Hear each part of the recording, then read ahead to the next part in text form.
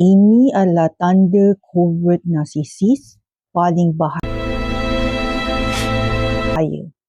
Sebenarnya dia bukan jenis yang kuat marah, bukan juga suka yang tunjuk hebat terang-terangan. Yang ini jenis yang nampak lembut, nampak macam tenang, seperti macam play victim. Tapi dalam diam mereka pandai bermain emosi. Antara tanda dia yang bahaya ialah mereka buat kita rasa bersalah tau, tanpa nak menengking. Mereka tak terus terang bercakap. Diorang akan bercakap ayat berlapik tau.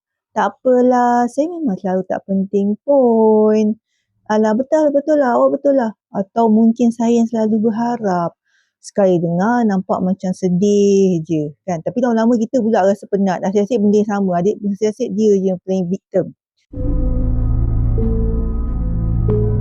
Kita yang akan rasa bersalah dan sentiasa rasa bersalah lah, penat. Mereka juga suka guna diam tau. Yang kedua juga suka guna diam atau tarik wajah kecewa untuk menghukum.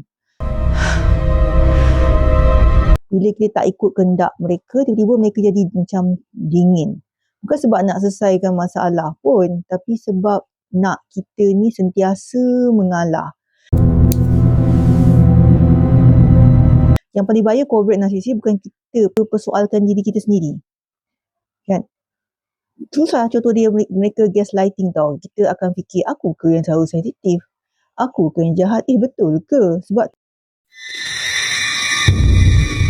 tu jangan nilai seseorang hanya dengan kelembutan luaran je.